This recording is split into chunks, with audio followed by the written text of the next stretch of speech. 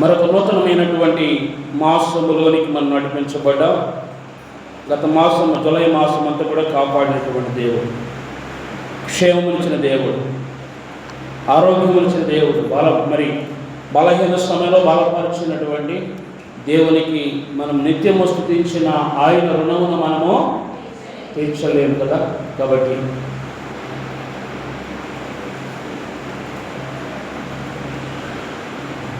ఒక రాష్ట్రము జల ప్రళయంతో బీభత్సమైనటువంటి స్థితిలో మరి గత మాసంలో ఉన్నది. ఏ రాష్ట్రం అది?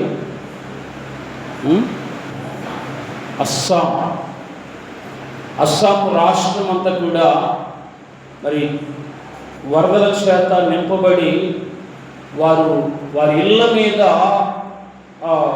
ఉన్నటువంటి పరిస్థితులు, ఆ ఇల్లు కూడా కొట్టుకుపోయి మరణించినటువంటి పరిస్థితులు. కారణం దేవుని ఆలయమును పాడు చేయడం ద్వారా. 2025వ సంవత్సరము డిసెంబర్ మాసంలో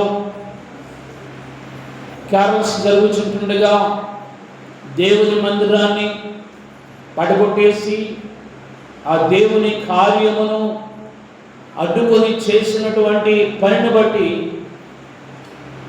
అస్సాము రాష్ట్రమంతా కూడా జల ప్రళయము చేత నింపబడి ఉన్నది. దేవునికి విరోధముగా చేసిన కార్యమును బట్టి దేవుడు తప్పకుండా ప్రతీకారము ఇచ్చుకుంటాడు. దేవుని ప్రతీకారమును తప్పించుకొనడం ఎవరికి సాధ్యము కాదు. నిజదేవుడైనటువంటి ఆయన పని విషయములో ఆటంకపరచు వారిని ఆయన ఎడువడో జ్ఞాపకం చేసుకుంటాడు. చూస్తాడు, ఒక ముట్టిగా వేస్తాడు, అంతే. ఇంకా లెగవ లేకుండా పడిపోయే పరిస్థితిలోనికి నడిపించబడతారు. కాబట్టి దేవుని విషయంలో ఎవరైనా సరే ఎలా ఉండాలట? చాలా జాగ్రత్త కలిగి ఉండాలి. జాగ్రత్త కలిగి మంచి సాక్ష్యము సంపాదించుకోవాలి. దేవుని విషయంలో తప్పుడు నిర్ణయాలు, తప్పుడు ఆలోచనలు, అది వారి జీవితానికే అది నాశనం కదా. ఎవరితో పోరాడుతున్నావు? జీవము గల దేవునితో పెట్టుకుంటే ఆయన ముందు నువ్వు నిలవగలవా? ప్రియమైన దేవుని బిడ్డలారా, కాబట్టి ఆచి తూచి అడుగు వేయవలసి ఉన్నది దేవుని విషయంలో. భయంకరమైనటువంటి విపత్తులకు అనేక దేశాలు, జపాన్ జలమైపోయింది కదా.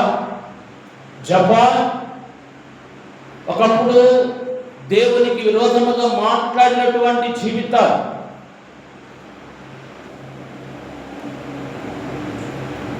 దేవునికి 0% ఇచ్చినటువంటి ఆ ప్రాంతం అంతా కూడా అనేకమైన భయానకమైన పరిస్థితులు నింపబడి కాలిఫోర్నియా ఏమైపోయిందండి? కాలిఫోర్నియా, దానికి తగినటువంటి పేరు కాలిఫోర్నియా కాలిపోయింది. వారు లోక సంబంధమైన వాటిని ఎక్కువ పర్సెంటేజ్ ఇచ్చారు. దేవునికి మాత్రం 0 ఇచ్చారట. ఒక ఆమె చెప్తుంది, దేవునికి 0. అంటున్నాడు దేవుడు. రఘునందు ప్రియమైన దేవుని సంగమ దేవుడు చూశాడు, ఒక్కసారిగా అగ్ని రాజు పెట్టాడు. ఈనాడు అనేక ప్రాంతాల్లో దేవుని అగ్ని జ్వాలలు రగులుకుంటా ఉన్నాయి. చివరి దినాలు, కడవ దినాలు, అపాయకరమైన దినాలు. కాబట్టి ఒక మంచి సాక్ష్యాన్ని కలిగి దేవుని చేత మెప్పు పొందే విధానములో మన నడవడిక ఉండుట చాలా మంచిది. ఈనాడు త్రిత్వము తరువాత 9వ ఆదివారముకు ఏర్పాటు చేయబడినటువంటి వాక్య భాగమును మనం గమనిస్తున్నప్పుడు ప్రభునందు ప్రియమైన దేవుని బిడ్డలారా, ధ్యానం చేసినటువంటి వాక్య భాగం ఒకసారి స్మరించుకుందాము. మొదటి దినవృత్తాంతాల గ్రంథము 29వ అధ్యాయము 10 నుంచి 13 వచనాలు. అలాగే అపోస్తలుడైన పౌలు తిమోతికి రాసిన 2వ పత్రిక 1వ అధ్యాయము 3వ వచన ప్రారంభం నుండి 14వ వచనం వరకు, అలాగే సువార్త పాఠ్య భాగము లూకా సువార్త 12వ అధ్యాయము 32వ వచనం నుండి 48వ వచనం వరకు కదా మనం ధ్యానం చేశాము. చూద్దాము ఆ మాటల్లో దేవుని యొక్క సంకల్పమయమైనదో, దేవుని యొక్క ఉద్దేశమయమైనదో. తిమోతికి రాసిన 2వ పత్రిక 1వ అధ్యాయము,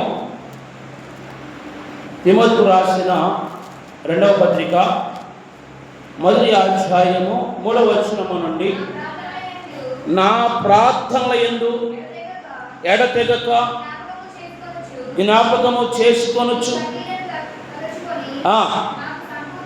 నీ కన్నీళ్లను తలచుకొని నాకు సంపూర్ణానందము కలుగుటకై నిన్ను చూడవలనని రేయింబగలు అపేక్షించుచు నీ యందున్న నిష్కపటమైన శ్వాసమును జ్ఞాపకము చేసుకొని నిర్మలమైన మనస్సాక్షితో నేను సేవించున్న దేవుని ఎడల కృతజ్ఞుడనై ఉన్నాను. ఆ విశ్వాసము మొదటి అవ్వైన లోయలోను నీ తల్లి అయిన యునికిలోను వసించెను, అది నీ యందు సహా వసించుచున్నదని నేను రూఢిగా నమ్ముచున్నాను. దేవునికి స్తోత్రము కలుగునుగాక. ఇక్కడ ఈ గ్రంథము రాస్తున్నటువంటి అపోస్తలుడైనటువంటి పౌలు గారు, ఎవరైనా అపోస్తలుడైన పౌలు గారు ఒకప్పుడు ఎలా ఉన్నాడు? ఆయన సౌలుగా ఉన్నప్పుడు క్రూరుడిగా, అన్యాయస్తుడిగా, ప్రధాన పాపిగా ఉన్నానని ఒప్పుకుంటూ ఉంటాడు. కానీ ప్రభువును గుర్తెరిగిన తర్వాత ప్రభు కోసం నిలవబడి అనేకులను ప్రభు కొరకు సిద్ధపరిచినటువంటి యోగుడుగా పౌలు గారు ఉన్నారు. ప్రభునందు ప్రియమైన దేవుని బిడ్డలారా, పౌలు గారు మరి వాక్యం ద్వారా నూతన పరచబడినటువంటి వారిలో ప్రాముఖ్యమైనటువంటి యవనస్తుడు తిమోతి. ఇక్కడ మనం గమనిస్తూ ఉన్నాం. తిమోతిని గురించి పౌలు గారు మెచ్చుకుంటూ పలుకుతున్నటువంటి మాటలు, నీలో ఉన్న నిష్కపటమైనటువంటి విశ్వాసం ఏముందట? తిమోతిలో నిష్కపటమైన విశ్వాసము కదా. మెచ్చుకుంటా ఉన్నాడు. మరి ఇంకా పౌలు గారు ప్రార్థనలో జ్ఞాపకం, నా ప్రార్థనలందు ఎడతెగక నిన్ను జ్ఞాపకము చేసుకొనొచ్చు, నీ కన్నీళ్లను తలంచుకొని. తిమోతి కన్నీటి ప్రార్థన తలంచుకొని ఏం చేస్తా ఉన్నాడు? నాకు సంపూర్ణ ఆనందము. తిమోతి ప్రార్థన జీవితమును బట్టి పౌలు సంపూర్ణ ఆనందము పొందుతూ ఉన్నాడు కదా. మెచ్చుకుంటూ ఆనందాన్ని వ్యక్తం చేస్తూ ఉన్నాడు. మెచ్చుకునేటటువంటి కార్యాలు తిమోతిలో సమృద్ధిగా ఉన్న యవన కాలంలో కాడిని మోస్తూ వాక్యము సెలవిస్తూ ఉంది కదా. యవన కాలమున కాడిని మోయుట ఎవరికి మేలట? నరులకు మేలు. యవన కాలమునటువంటి తిమోతి దేవుని కాడిని మోయుటకు సిద్ధపడి ఒక మంచి సాక్ష్యాన్ని కలిగి ఉంటా ఉన్నాడు. ఒక మంచి మెప్పును పొందుకుంటా ఉన్నాడు. ఎందుకంటే మరి ఆ యొక్క తిమోతి విషయంలో వారి యొక్క తల్లిగారు, వారి యొక్క అవ్వగారు, అవ్వ అయినటువంటి లోయి, ఆమె పేరేంటి?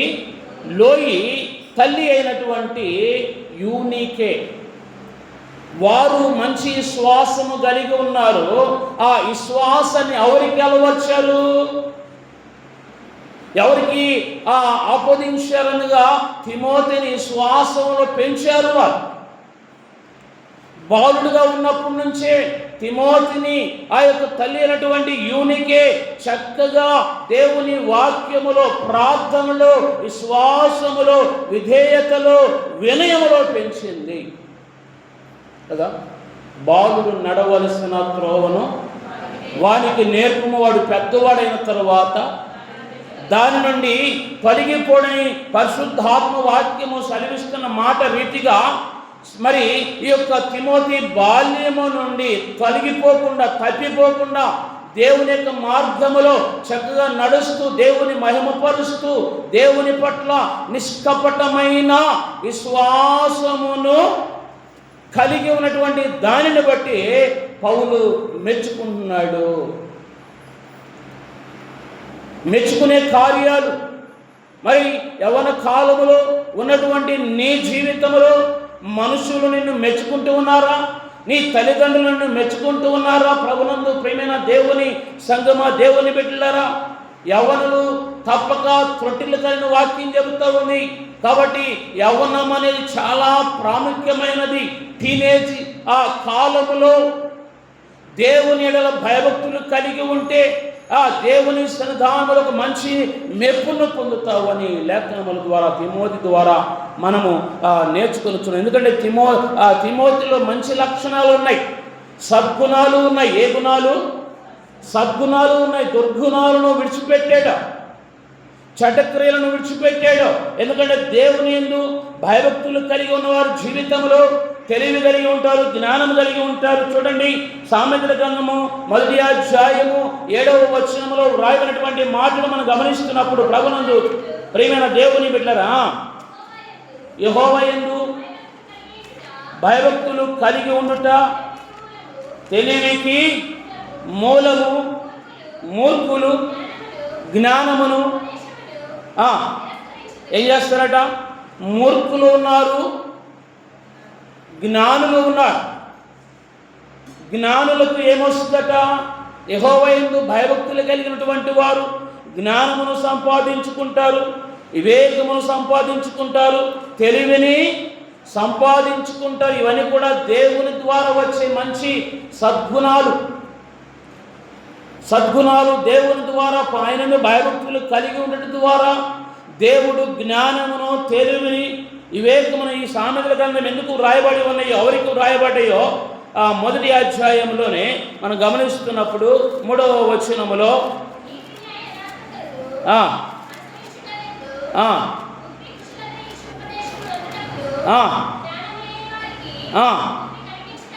జ్ఞానము లేని వారికి బుద్ధి కలిగించుటకును యవ్వనులకు తెలివియు వివేచనయు పుట్టించుటకు తగిన సామెతలు. కాబట్టి యవ్వన బిడ్డలు ఎంతమంది ఈ సామెతలు కన్నా కంప్లీట్ చేశారు? చేతులు ఎత్తండి. ఎంతమంది? 1, 2, ఇంకా మిగతా వాళ్ళు ఏమి ఇంకా స్టార్ట్ చేయలేదు అనుకుంటా కదా. మనకు లోకమైన వార్తలు ఎక్కువైపోతూ ఉన్నాయి. దేవుని పట్ల ఆసక్తి లేనటువంటి జీవితాలుగా ఉంటూ ఉన్నారేమో ప్రభునందు ప్రియమైన దేవుని బిడ్డలారా. కాబట్టి సామెతల గ్రంథమంతా కూడా యవ్వనస్తులు ఎలా ఉంటే ఎటువంటి మెప్పు పొందుతారు, ఎలా ఉంటే ఎటువంటి మరి కీడును పొందుతారు అనేది సామెతల గ్రంథం అంతటిలో చక్కటి వాక్యాలు రాయబడి ఉన్నాయి. కాబట్టి సామెతల గ్రంథము ధ్యానించడం ద్వారా మరి యవ్వనస్తుడు ఆ పాపపు లోకముల నుంచి తొలగించబడి నీతిని, ప్రేమను, భక్తిని వెంటాడే విధానంలోనికి నడిపించబడతాడు. కాబట్టి సామెతల్లో చూడండి 5వ వచనంలో జ్ఞానము గలవాడు విని ఏం చేసుకుంటాడట? పాండిత్యము వృద్ధి చేసుకొనును, వివేకము గలవాడు ఆలకించి నీతి సూత్రములను సంపాదించుకొనును. ఏం సంపాదించుకుంటాడట? యెహోవా యందు భయభక్తులు కలిగినటువంటి బిడ్డలు జ్ఞానమును సంపాదించుకుంటారు, ఇంకా నీతి సూత్రములను సంపాదించుకుంటారు, మంచిని సంపాదించుకుంటారు. మూర్ఖులు ఏం చేస్తారట? చూడండి 7వ వచనంలో యెహోవా యందు భయభక్తులు కలిగిన తెలివికి మూలము మూర్ఖులు జ్ఞానమును, ఉపదేశమును తిరస్కరించుదురు. నా కుమారుడా, నీ తండ్రి ఉపదేశము ఆలకింపము, నీ తల్లి చెప్పు బోధను త్రోసివేయకము. నీ తల్లి మరి ఆ యొక్క తిమోతి తల్లి చెప్పే బోధన ఏం చేయలేదు, తిరస్కరించలేదు. తల్లి చెప్పిన దేవుని మాటలు హృదయంలో భద్రం చేసుకున్నాడు. తల్లి చెప్పినటువంటి మాటలకు ప్రాధాన్యత ఇచ్చాడు. ఇప్పుడు ఈనాడు కొంతమంది తల్లులు చెబుతూ ఉంటే ఆలకించకుండా పరారైపోతున్నారు. పాపపు జీవితంలోనికి, నాశనకరమైనటువంటి ఆ స్థలములోనికి పరుగులెడుతూ ఉన్నారు. అనేకమైనటువంటి అవమానమును ఆ ఇంటికి తీసుకొచ్చే యవ్వన కుమారులుగా, కుమార్తెలుగా ఉంటూ ఉన్నారు. ప్రభునందు ప్రియమైన దేవుని బిడ్డలు. ఎందుకంటే మూర్ఖత్వం కలిగినటువంటి జీవితం. ఏ తత్వము? మా నాన్న ఏం చేయలే, మా అమ్మ ఏం చేయదులే, ఎవరు చూసినా నాకేంటిలే, నాకే భయము లేదని మూర్ఖత్వంగా ప్రవర్తించినటువంటి యొక్క క్రియలు ఏదో ఒక రోజు నీ జీవితానికి వినాశనాన్ని సంపాదించుకుని చేతులారా నీ జీవితాన్ని నీవే చేతులారా ఏం చేసుకుంటూ ఉన్నావు, నాశనమును కొని తెచ్చుకున్నావు. మంచి సాక్ష్యం ఉండట్లేదు, మంచి విధానం ఉండట్లేదు. నీ క్రియలే నిన్ను అవమానపరుస్తున్నాయి. నీ ఆలోచనలే నీ జీవితానికి అడ్డుగోడలుగా మార్చబడుతున్నాయి అనే విషయాన్ని గుర్తెరుగు కదా. మూర్ఖ చిత్తము కలిగిన వాడు, మూర్ఖులు జ్ఞానమును ఉపదేశం ఏం చేస్తారట, తిరస్కరిస్తారు. చాలామంది ఎవరిని పెట్టిలో దేవుని యొక్క మాటను తిరస్కరించినటువంటి, తండ్రి మాటను తిరస్కరించినటువంటి జీవితాలు. ఒక యవనస్తురాలు ఉంది, ఆమె పేరు చాలా మంచి పేరు, యాకోబు కుమార్తె. ఏం పేరు? యాకోబు కుమార్తె పేరు ఏం పేరు చెప్పండి? యవనస్తులు గుర్తులేదేమో, నోట్ గతాలు కదలట్లేదు అసలు. దీనా పేరు మంచిదే, కానీ ఆలోచనలు ఎలా ఉన్నాయట, చెడ్డగా ఉన్నాయి.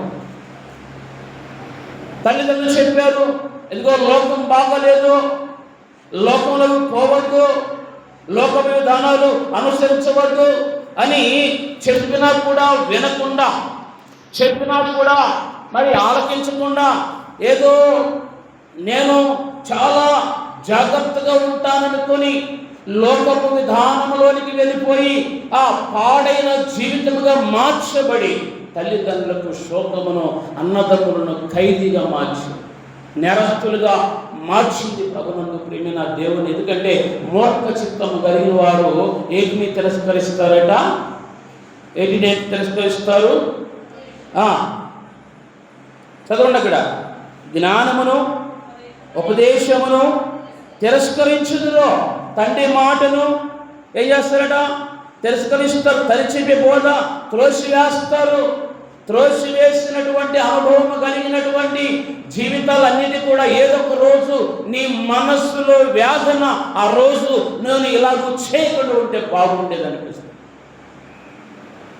ఆ రోజు నేను ఈ పని చేయకపోతే, ఈ కార్యము చేయకపోతే నేను ఈరోజు హ్యాపీగా ఉండేదాన్ని, ఈరోజు సంతోషంగా ఉండేదాన్ని. కానీ అప్పుడు చేసి ఇప్పుడు బాధపడితే ప్రయోజనం ఏమి ఉంటుందా?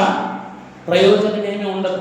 చేతులు కాలిన తర్వాత ఏం పట్టుకుంటే, ఆకులు పట్టుకున్నా ప్రయోజనమేమీ ఉండదు. ఆకు వచ్చి ముళ్ళు మీద పడ్డా, ముళ్ళు వచ్చి ఆకు మీద పడ్డా ఎవరికి ప్రమాదము, ఎవరికి ఇబ్బంది, ఎవరికి మంచి సాక్ష్యము కోల్పోతారట. తల్లి ఉపదేశమును తిరస్కరించి ఇష్టానుసారముగా తినొచ్చు, త్రాగుచు, బొల్లాడొచ్చు ఉన్నటువంటి జీవితాలు రేపు ఎంత వేదన ఉంటుందో. ఈరోజు బాగానే ఉండవచ్చు, ఈరోజు హ్యాపీగా ఉండవచ్చు, ఈరోజు సంతోషంగా ఉండవచ్చు, కానీ రేపు నీ జీవితంలో ఎంత వేదనకరమైన పరిస్థితి వస్తుందో ఆలోచించలేకపోతున్నావు. ఎందుకంటే యవన ప్రాయము దేన్ని కోరుకుంటారు ఎక్కువ? యవన ప్రాయము విలాసవంతమైన జీవితం. కోరికలు గుర్రాలైపోతాయట. ఏమైపోతాయి? కోరికలు గుర్రాలైపోతాయి. దురాశ గర్భము ధరించి పాపమును కనుక పాపము పరిపక్వమై మరణానికి అంటా ఉందని వాక్యము స్పష్టంగా. దురాశను ఎవరు పుట్టిస్తారు? దురాశ ఎవరు పుట్టిస్తారట? అపవాది బిడ్డల్లో దురాశను కలిగించే ప్రతి ఒక్కరిలో దురాశను పుట్టిస్తూ ఉంటాడు. అందుకే హృదయము ఎలా ఉందట? మార్కు సువార్త 7వ అధ్యాయములో మనం గమనిస్తున్నప్పుడు 21వ వచనములో లోపల నుండి అనగా మనిషిని హృదయములో నుండి దురాలోచనలను, జారత్వములను, దొంగతనములను, నరహత్యలను, వ్యభిచారములను, చెడుతనములను, కామవికారమును, మత్సరమును, దేవదూషణయు, అహంభావమును, అవివేకమును వచ్చును. ఈ చెడ్డవన్నీ లోపల నుండి బయట వెళ్ళడి అపవిత్రపరుస్తూ ఉన్నాయి. లోపల నుండి వచ్చే ఆలోచనలు, దురాలోచనలు, దుష్టత్వాలు, దుష్ట సాంగత్యము మంచి నడవడిని చెరిపివేస్తా ఉంది. కాబట్టి ఒక మంచి స్నేహితుని కలిగి ఉండాలి.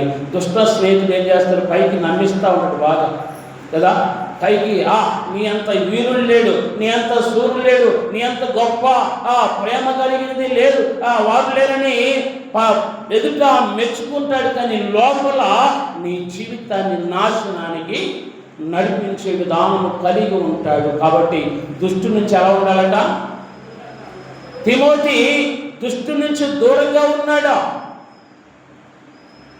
పౌలు గారు చెప్పినటువంటి మాటలు గమనిస్తున్నప్పుడు తిమోతికి రాసిన మొదటి పత్రిక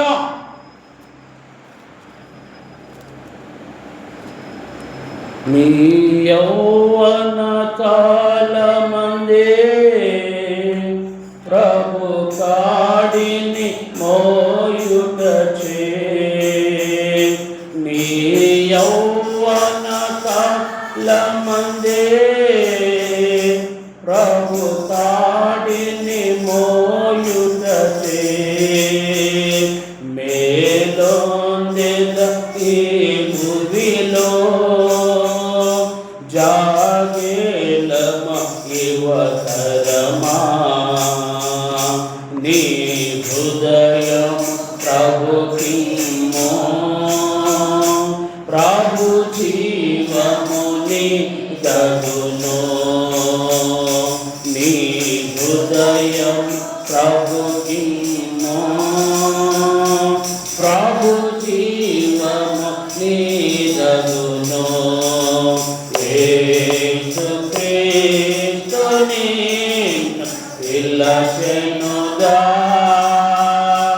రావేల ఓ యువత,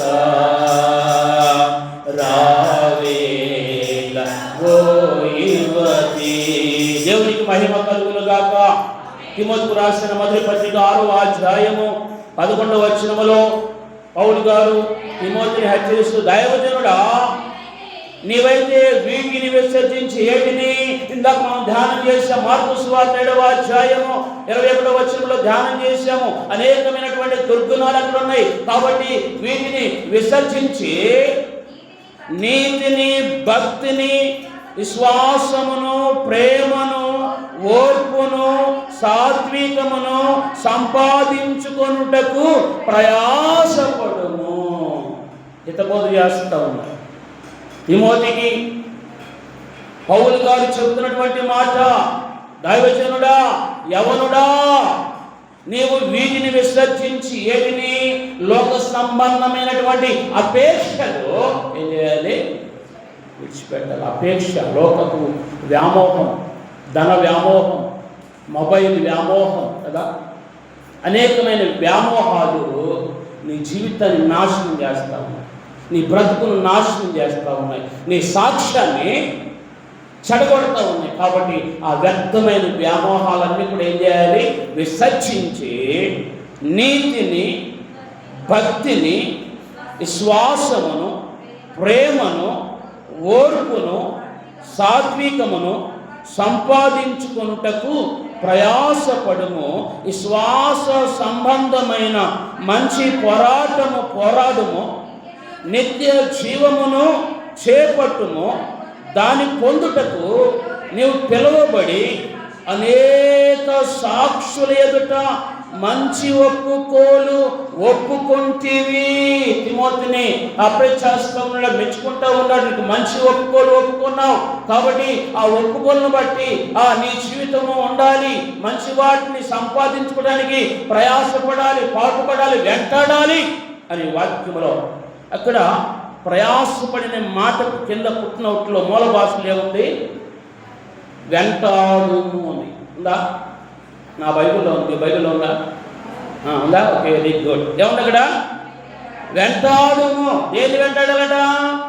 దేని విడిచిపెట్టాలి? దేన్ని వెంటాడాలి? లోకాన్ని విడిచిపెట్టాలి. లోకమంతా కూడా చీకటిమయం, అంధకారము, నాశనానికి నడిపిస్తూ ఉంది కాబట్టి వాటిని విసర్జించుకోవాలి. వాటిని రిమూవ్ హార్ట్, నీ హృదయంలో నుండి వాటిని ఏం చేసుకోవాలి? వేర్లతో సహా ఏం చేయాలట? పెరిగి వేసుకోవాలి. అవి పెరిగి పెరిగి పెరిగి పెరిగి ఏమైపోద్దట? పెద్ద మామూలుగా తయారైపోయి అవే నిన్ను అనగతొక్కేస్తాయి కదా. అవే నిన్ను ఏం చేస్తాయట? ఇత్తువాని ఉపమానం చెబుతూ విత్తనములు చల్లి ఉంటుండగా కొన్ని ఎక్కడ పడ్డాయట? త్రోవ ప్రక్కన పడ్డాయి. కొన్నేమో కంచె పొదలు ఏం చేసినట?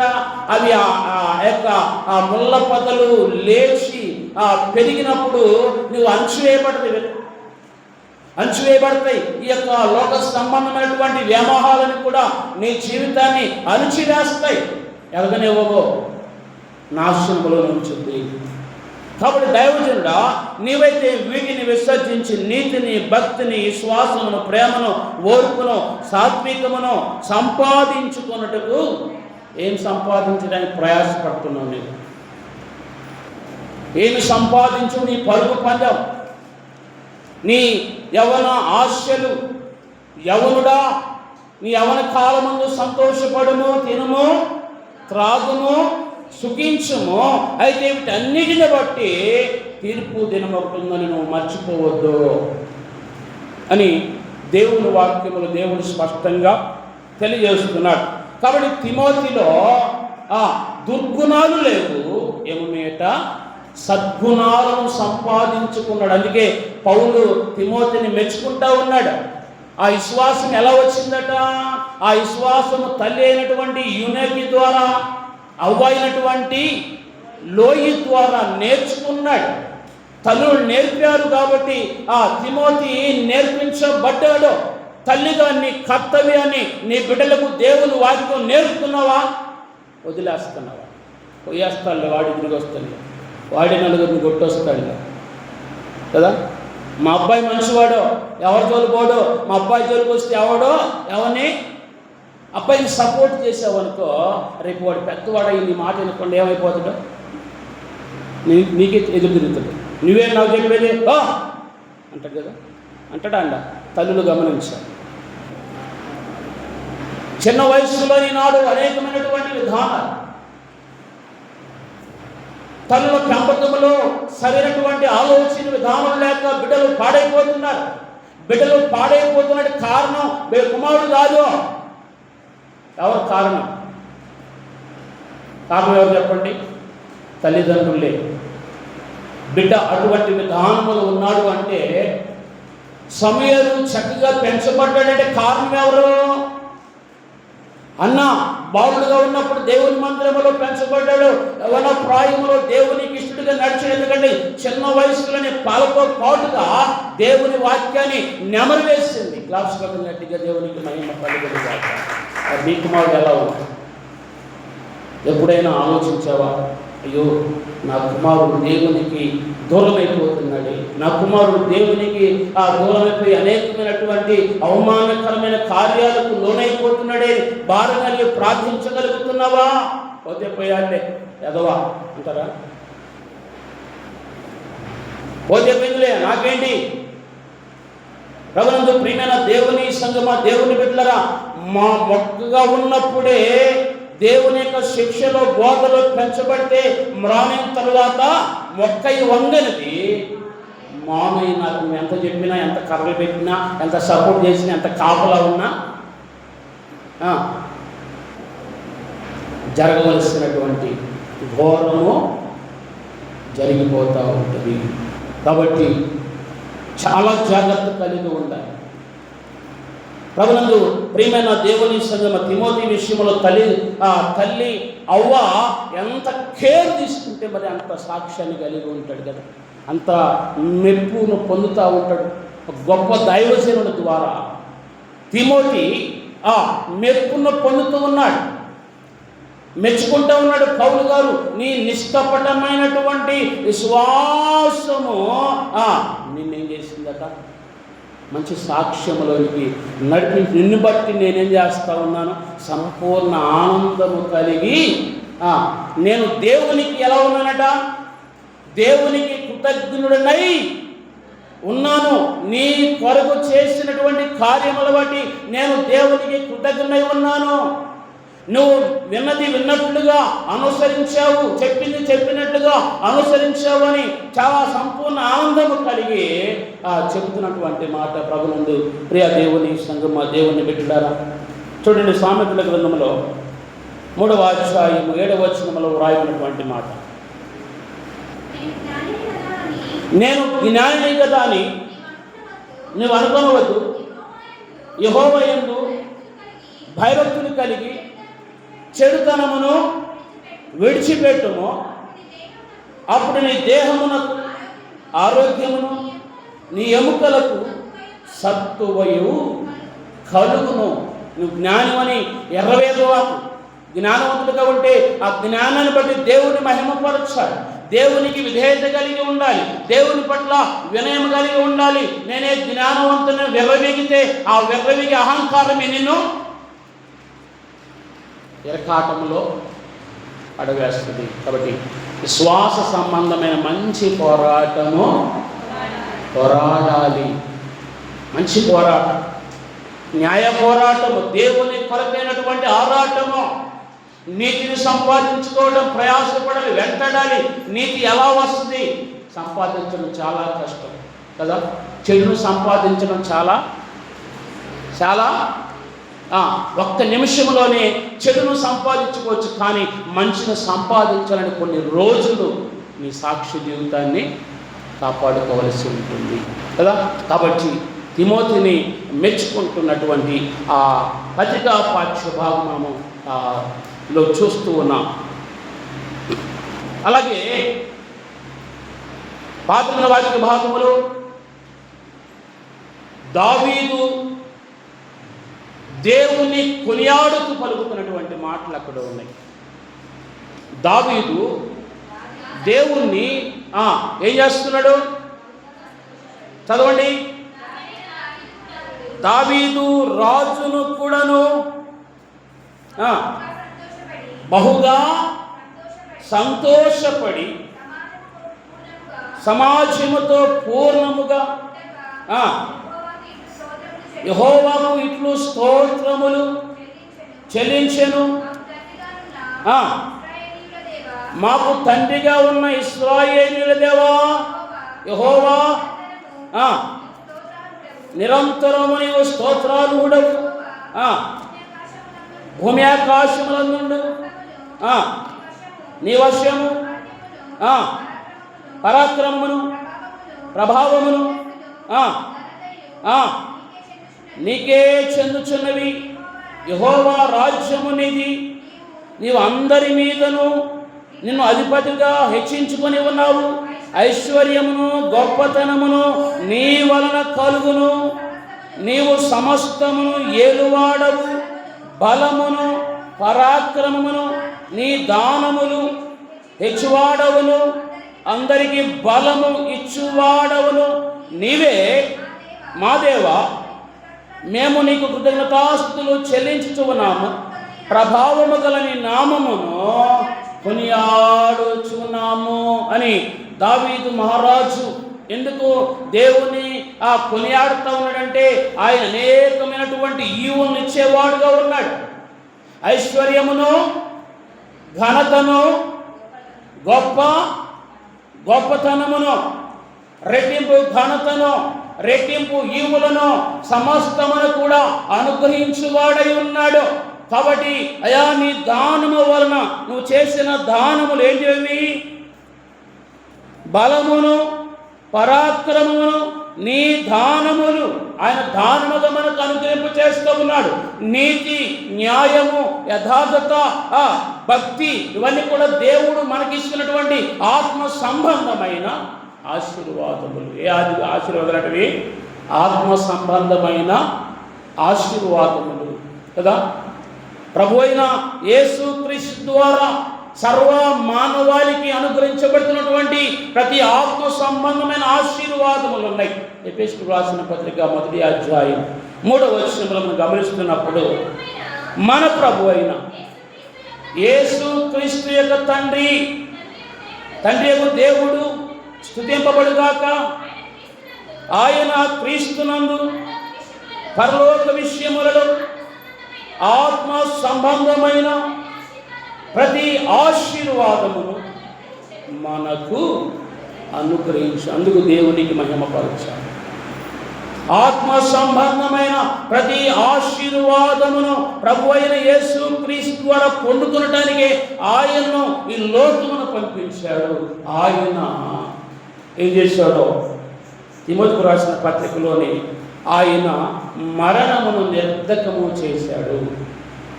మరణం ఏం చేశాడట? సువార్త చెబుతా ఉన్నాడు తిమోతికి తెలియజేస్తూ 16వ వచనంలో 10వ వచనం, మన క్రియను బట్టి కాక తన స్వకీయ సంకల్పం బట్టి అనాది కాలమని క్రీస్తు యేసునందు మనకు అనుగ్రహింపబడినది. క్రీస్తు యేసును ఒక మన రక్షకుని ప్రత్యక్షత వలన బయలుపరచబడినదినైనా తన కృపను బట్టి మనలను రక్షించి పరిశుద్ధమైన పిలుపుతో ఆయన మనలను పిలిచెను. ఆ క్రీస్తు యేసు మరణమును నిరర్థకము చేసి జీవమును అక్షయతను సువార్త వలన వెలుగులోనికి తెచ్చెను. ఎన్నిచ్చాడట? జీవమును, రెండవదేంటి? అక్షయతను, సిలువ మరణమును ఆయన నిరర్థకము చేసాడు. మరణాన్ని తొలగింప చేశాడు, నిరర్థకం చేశాడు. ఆయన జీవమును అక్షయతను ఏం చేశాడు? వెలుగులోనికి. జీవం కావాలా? ప్రభు అన్నాడు, ఇదిగో జీవమును మరణమును నీ ముందు పెట్టుచున్నా, నీకేం కావాలి? నీ ప్రవర్తన బట్టి, నీ నడవడిని బట్టి, నీ ఆలోచన బట్టి నీవు వాటిని పొందుకుంటావు. జీవము కావాలన్న వాళ్ళు చేతులు ఎత్తండి. జీవము కావాలి, నాకు జీవం కావాలి. అమ్మో చాలా కష్టం కదా. జీవం కావాలంటే చాలా నిష్ఠ కలిగి ఉండాలి, చాలా భక్తి కలిగి ఉండాలి, చాలా నీతి కలిగి ఉండాలి, మంచి సాక్ష్యం కలిగి ఉండాలి. అది అందరికీ రాదండి జీవం. దేవుడు ఇచ్చాడు, కానీ మన యొక్క జీవితం అపవాది తన వైపు మళ్లించుకొని నా క్షణానికి మరణానికి లోనయ్యే కార్యాలని మన ముందు వచ్చుతున్నాడు. కాబట్టి వాటిని ప్రేమిస్తూ దేవుడిచ్చిన జీవాన్ని కోల్పోతూ ఉన్నాం కదా. ఇప్పుడు మరణం కావాలని చేతులు ఎత్తాను, మరణానికి పోతాను, నరకానికి పోతాను చేతులు ఎత్తాను. మనం అటు ఉండం, ఇటు ఉండం, దేనికి ఉండం. మధ్యలో గాలిలో కలిసిపోతారేమో, ఇంకా పరలోకం లేదు, నరకం లేదు, మధ్యలో ఎలాడుతూ ఉంటారేమో మీరు. ప్రభునందు ప్రియమైన దేవుని బిడ్డలారా, ఏదైనా ఒకటి ఉండాలి. అదే ఫెయిలా ఆర్ పాసా? ఏది కావాలి? ఫెయిల్ అయితే పోతానండి. మళ్ళీ ఇంకా ఏమున్నాయి? సెప్టెంబర్, అక్టోబర్లో ఉంటాయి కదా మరలా ఎగ్జామ్స్, అప్పుడు పాస్ అవ్వచ్చులే.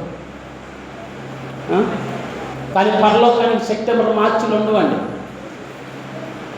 ఒకే ఒకటే, నీ జీవితానికి నువ్వు మరణాన్ని పొందుకోవాలంటే దేవునికి విరోధంగా నడిస్తే మరణం, దేవునికి అనుకూలంగా నడిస్తే జీవము. ఆయన జీవమును అక్షయతను మన కోసము సిద్ధపరచడానికి ఆయన మరణ నిర్ధకం చేసి తన ప్రాణాన్ని పెట్టాడు. తన దేహం అంతా గాయముల పాలైపోయింది.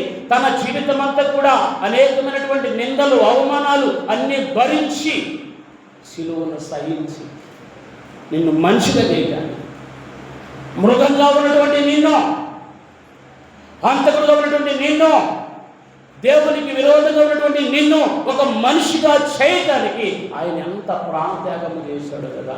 ఆయనను మనకు జ్ఞానం ఉండట్లేదు. నా కోసం యేసయ్య ఎంతగా ప్రయాసపడ్డాడు, నేను ఆయన కొరకు బ్రతకాలి ఒక తీర్మానం ఈనాడు మనం చేసుకోలేకపోతున్నామంటే నువ్వు అపవాది ఆలోచనలో ఉన్నావు, అపవాది ఆలోచన చేత ఎడవబడుచు ఉన్నావని గుర్తెరిగి ఎక్కడైనా వాటిని విసర్జించి నీతిని, ప్రేమను, భక్తిని, శ్వాసమును సంపాదించుకోవడానికి ఏం చేయాలట? ప్రయాసపడాలి, వెంటడాలి. ఎక్కడ నీతి దొరుకుతుంది? ఎక్కడ ఒక ఆయన వెతుకుతా ఉన్నాడు, అయ్యా నాకు విశ్రాంతి లేదు, నెమ్మది లేదు, నాకు విశ్రాంతి కావాలి, నీతి మందులుగా నేను బ్రతకాలన్నప్పుడు అనేక ప్రాంతాలు వెళ్తున్నప్పుడు ఒక ఆయన, ఇదిగో నువ్వు సినిమా చూడు నీకు విశ్రాంతి వస్తా అంటాడు. ఇంకో ఆయన క్వార్టర్ ఫుల్గా పండుగో నీకు విశ్రాంతి వస్తున్నాడు. ఏమి చేసినా విశ్రాంతి లేని జీవితాలు. ఎప్పుడైతే యేసయ్య మాట విన్నాడో అతని జీవితంలో విశ్రాంతి, నెమ్మది, సంతోషము, నీతిగా బ్రతకడానికి, నీతిగా జీవించడానికి ఆ వాక్యం విన్నాడు, తన బ్రతుకును మార్చుకున్నాడు, దేవునికి సమర్పించుకున్నాడు, క్రీస్తు సాక్షిగా నిలబడ్డాడు. క్రీస్తు సాక్షిగా నీవు ఉంటావా? ఎవరు సాక్షిగా ఉంటావు? అన్యజనుల మధ్యలో యేసు మధుర నామము నీ వలన దూషింపబడుచున్నదా? నీ క్రియల వలన అవమానం నందుచున్నదా? క్రీస్తు సాక్షిగా నీవు ఉంటావా? ఆయన సాక్షిగా ఉంటే నిత్య జీవాన్ని చేపడతాము. నిత్య జీవాన్ని చేపట్టమని పౌలు గారు తిమోతిని బ్రతిమలాడుతూ ఉన్నాడు. ఇదిగో ఆ లోక సంబంధమైన వాటిని విసర్జించు. దేవుని ద్వారా మెప్పు పొందాలంటే నీ జీవితంలో ఏముండాలి? సువార్త పాఠ్య భాగములో అక్కడ దావీదు ఎందుకు దేవుని మహిమపరుస్తున్నాడంటే, మందిరానికి మక్కువ కలిగి వెండికి కావాల్సింది వెండికి, బంగారం కావాల్సిన బండికి బంగారం ఇస్తే అక్కడ ఉన్నటువంటి ప్రజలందరూ కూడా అడిగాడు, మీరు దేవునికి ఏమైనా ఇవ్వగలుగుతారంటే అప్పుడు వారందరూ కూడా వారికి ఉన్న దాని అంతట్లో కూడా దేవుని మందిరం కొరకు ఇచ్చినప్పుడు దేవుడు దావీదు బహుగా సంతోషపడి దేవుని, నువ్వు ఇచ్చే మనసు కలిగి ఉన్నట్లే వీళ్ళు కూడా ఇచ్చే మనసు కలిగి ఉన్నారు కాబట్టి నేను మహిమపరుస్తున్న కొనియాడుతున్నానని చెప్పేసి దావీదు దేవుని కొనియాడాడు. కొనియాడ తరామే నిన్ను కోమల హృదయ, కొనియాడ తరామే నిన్ను తనరారు రూపిను తారలను మించు, తనరారు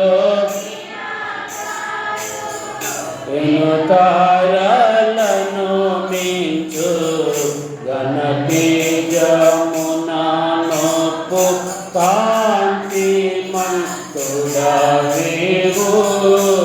కొనియాడ కోమల హృదయ, కొనియాడ తరమే నిన్ను. దేవునికి మహిమ కలుగును గాక. ఈ పాట ఎప్పుడు పాడతాము? క్రిస్మస్ గానాలలో కొనియాడుతూ పాడే పాట కదా. ఇప్పుడు గుర్తుకొచ్చింది ఆ పాట. దేవునికి మహిమ కలుగును గాక. కాబట్టి మనము దేవుని చేత కొనియాడబడాలంటే, దేవుని చేత మెప్పు పొందాలంటే లూకా సువార్త 12వ అధ్యాయములో 35వ వచనము నుండి, మీ నడుములు కట్టుకొని ఉండండి, మీ దీపములు వెలుగుచున్ననీయుడి, తమ ప్రభువు పెండు విందు నుండి వచ్చి తట్టగానే అతని తలుపు తీయుటకు అతడు ఎప్పుడు వచ్చును అని అతని కొరకు ఎదురు చూచు మనుష్యుల వలె ఉండుడి. ప్రభు వచ్చి ఏ దాసులు మెలుపుగా ఉండడు కనుగొనునో ఆ దాసులు ధన్యులు. అతను నడుము కట్టుకొని వారిని తానే వచ్చి వారికి ఉపచారము చేయనని మీతో నిశ్చయముగా చెప్పుచున్నాను. మరియు అతడు 2వ జామును వచ్చును, 3వ జాము వచ్చును, ఏ దాసులు మెలుకుగా ఉండడు కనుగొనునో ఆ దాసులు ధన్యతను పొందుతారు. ఎవరు ధన్యతను పొందుతారు? ఎవరు మెప్పును పొందుతారు? మెలుకు కలిగినటువంటి జీవితాలు కలిగిన వారు. సంసిద్ధత కలిగినటువంటి జీవితాలు ప్రభు రాకడ కొరకు ఎలా ఉండాలట? సంసిద్ధత కలిగి ఉండాలి. గెట్అవుట్ అనే మాట కాకుండా వెల్కమ్ అనే పదము పలికే రీతిగా మన జీవితాలు ఉండాలి. గెట్అవుట్ అన్నారు ఎవరిని? బుద్ధి లేని కన్నికలు కదా. గెట్అవుట్ మీరు ఎవరో నాకు తెలియదు, మీ మొక్కలు ఎప్పుడు చూడలేదు. మీరు ఎంత సెంటు కొట్టుకున్నా, ఎంత పేరు ఎవరు చూసినా ఎంత ఇప్పుడు పేరు ఎవరు కాస్త ఏమైపోయింది? పేరు లెవెల్ కాస్త గ్లో ఏమైపోయింది? గ్లో లవ్లీ అట. అవి మొక్కన పేడలాగా రాసి రాసి రాసి ఎంత అందంగా ఉన్నా నీలో మనిషి లేకపోతే, నీలో సత్యం లేకపోతే, నీలో యథార్థత లేకపోతే గెట్అవుట్ అంటాడు. అందం మోసకరము సౌందర్యత్వము యెహోవా యందు భయభక్తులు గలవారు కొనియాడబడతారు. కాబట్టి సంసిద్ధత కలిగి ఉంటే దేవుని చేత కొనియాడబడి వెల్కమ్ అంటాడు. నీకోసం సిద్ధపరచున్నా నీతిమంతులారా, ఇదిగో మీరు నాకు ఆహారం అయితే ఆకలి అయితే అన్నం పెట్టారు, వస్త్రం లేకపోతే వస్త్రం ఇచ్చారు, దాహం అయితే నీరు ఇచ్చారు అన్నప్పుడు ప్రభువా నేను ఎప్పుడు ఇచ్చావు నీకంటే, ఇదిగో నీలాంటి తోటి సేవకులకు నీ ఇచ్చావు కాబట్టి, నీ తోటి బిడ్డలకు ఇచ్చబడ్డే నాకు ఇచ్చినట్టే. కాబట్టి ఆ విధానంలో ఆ సువార్త భాగం పై వచ్చిన వాళ్ళు అంటాడు, నీకు కలిగినది దీనులకు ఇచ్చి మెప్పు పొందండి అంటాడు ప్రభు. కాబట్టి సంసిద్ధత కలిగినటువంటి వారెవరైనా, మెలుపు కలిగిన వారైనా, ఏది పాపమో, ఏది న్యాయమో, ఏది అన్యాయమో, ఏది అక్రమమో, ఏది నీతో గ్రహించి జీవితాలు ఆలోచించి జీవితాలు జ్ఞానవంతురాలు తన యొక్క ఇల్లును కట్టుకున్నట్లుగా జ్ఞానము కలిగినటువంటి కన్యకులు దేవుని దగ్గర మొప్పు పొందారు. వెరీ గుడ్, మీరు చెప్పినట్లుగా చేశారు కాబట్టి లోపలికి రండి, ఈ సంతోషంలో పాలు పొందండి అని వెల్కమ్ అన్నాడు. కాబట్టి అటువంటి మాటను పలకడానికి సంసిద్ధంగా ఉండు. దేవుని యొక్క నిత్య జీవాన్ని స్వతంత్రించుకో. అట్టి కృప పరిశుద్ధాత్మ దేవుడు ప్రతి ఒక్కరికి దయచేసి నడిపించును గాక. ఆమేన్. సమస్త దినానికి మించిన దేవుని సమాధానం ప్రభువైన యేసుక్రీస్తు ద్వారా మీ హృదయం తమను కావు నడిపించును గాక. ఆమేన్.